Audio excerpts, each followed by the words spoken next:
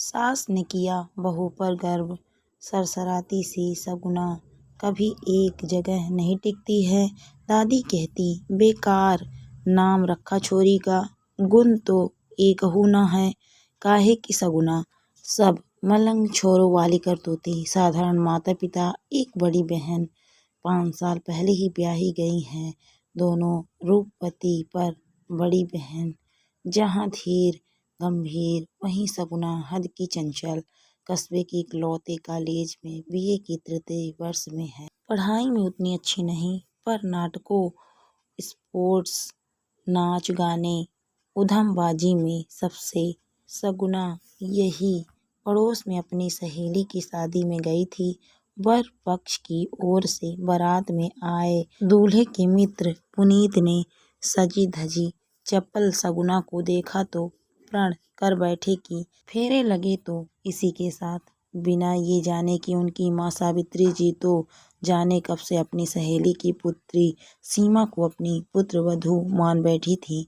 सावित्री जी को शहर से इंजीनियरिंग की पढ़ाई पूरी करके आए बेटे का मन टटोलना था, इसीलिए रुकी हुई थी। वैसे इशारों इशारों में वो अपनी इच्छा सीमा और उसकी माँ पर कई बार प्रकट कर चुकी थी। पुनीत ने जब अपने मन की बात माँ को बताई तो उन्होंने काफी नानुकुर की।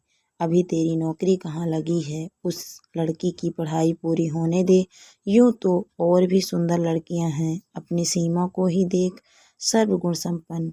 फिर दबे शब्दों में यह भी कह डाला, सुना है सगुना टिक कर नहीं बैठती, उसके पैर में ही चक्कर है। कॉलेज में उटपटांग खेल खेलती है, पर कहते हैं ना, होई है वही जो राम उचित राखा। पुनीत की नौकरी भी लग गई, सगुना पास भी हो गई और सावित्री जी को मन महसूस कर ही सही बेटे की जिद के आगे झुकना पड़ा। शुभ मुहूर्त निकाल कर दोनों का विवाह संपन्न हुआ। इकलौते बेटे की शादी में उन्होंने सारी रस्में की, खूब लेन देन किया। घर में कई दिनों तक उत्सव का माहौल रहा, पर उनके मन में टीस थी कि काश सगुना की जगह सीमा होती। सगुना के आने से घर जगमगा गया था। उसकी माँ ने समझा बुझा कर भेजा था, बिटिया ससुराल जा रही हो, बड़े लोगन का घर है, नेक ख्याल रखना, ज्यादा धौल धप्पड़ ना करना, टिक के रहना, कोनो शिकायत ना ही मिलई चाही। शगुना ने माँ की सीख गांठ बांध ली थी। पुनीत के साथ वो खुश थी। घर की भी सारी जिम्मेदारियां उसने उठा ली थी। अपने उड़ते मन पर भी उसने काफी हद तक काबू पा लिया था, पर जल्द ही उसे समझ आने लगा था कि सासू माँ उससे खिंची खिंची रहती हैं। उनके पास जाकर बैठती तो रामायण लेके बैठ जाती, कुछ बतियाना चाहती तो आंखें मूंद सोने का नाटक करने लगी। एक दिन कहा कि अम्मा आपके बालों में तेल लगा दे, तो बोली रहने दो, हमें इससे बू आती है। सगुना अपना सा मुंह लेकर रह जाती, सोचती सासू जी तूने मेरी कदर न जानी। सगुना की दादी उसे सदा टोकती थी, छोरी तू घोड़ी की ढाल चले है, धरती फोड़ के ना चले कर, तनिक आराम से चलना सीख। सुधरने के चक्कर में उसने नजाकत से चलना सीख लिया था। उसे अपने लंबे काले बाल खुले रखने का शौक था, वे भी बेचारे अब जूड़े का चोटी में बंधे रहने की आदत डाल रहे थे। जिस स्कूटी से वह कॉलेज जाती थी उसे साथ तो ले आई थी, पर वो भी न जाने कहाँ पड़ी धूल खा रही थी। मंदिर वह बस शिवरात्रि, जन्माष्टमी या एग्जाम के दिनों में ही जाती थी, पर अब दोनों टाइम दिया बत्ती करने लगी थी। इतने जतन कर डाले खुद को बदलने के लिए, पर सावित्री जी ने कभी उससे सीधे मुंह बात नहीं की। सावित्री जी भी उसके प्रयासों से अनजान नहीं थी, पर मन में एक गांठ जैसी बंध गई थी।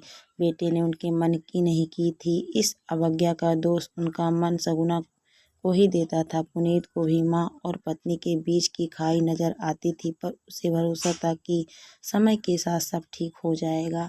जाने कब जिंदगी में कौन सा मोड़ आ जाए, ये कौन नहीं जानता। सावित्री जी ने पुनीत को गांव का पैतृक मकान और जमीन बेचने भेज दिया था।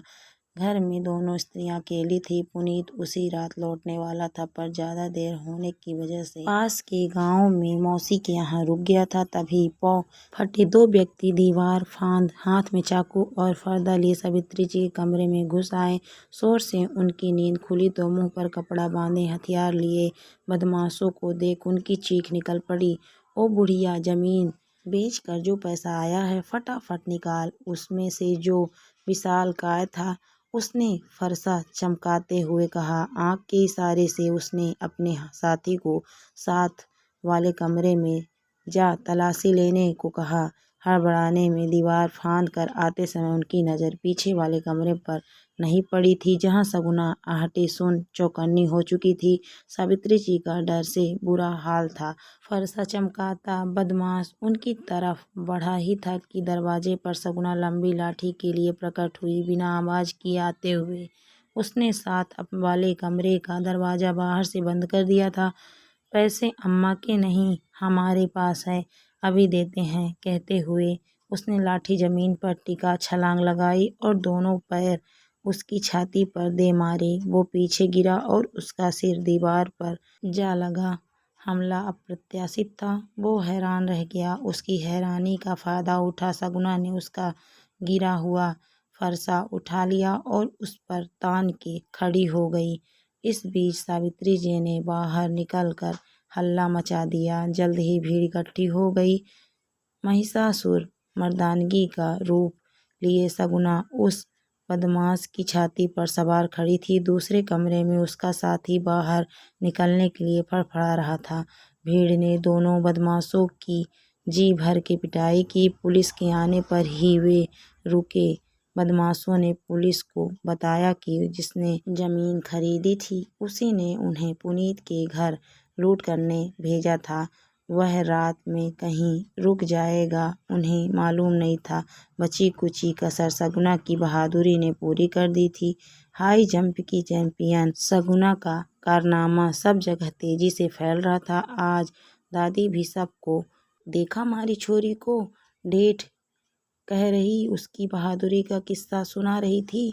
बापू का सीना गर्व से चौड़ा था और माँ ईश्वर को धन्यवाद दे रही थी कि उसकी बेटी व उसका परिवार सकुशल हैं। पुनीत ने घर आने पर देखा माँ सगुना की नज़र उतार रही थी। उनकी आंखों में ममता का सागर था और मन में अपनी बहू के लिए गर्व। सगुना सबसे अपनी तारीफ सुन जिंदगी में पहली बार शर्मा रही थी। उसका मन शांत और आनंदित था क्योंकि उसने आज अपनी रूठी हुई माँ को सदा के लिए मना लिया था। दोस्तों, कहानी आपको कैसी लगी कमेंट करके ज़रूर बताइए। कहानी अच्छी लगी तो वीडियो को लाइक शेयर करें। अगर आप मेरे चैनल पर नए हैं तो प्लीज़ मेरे चैनल को सब्सक्राइब भी करें। Thank you for watching my video.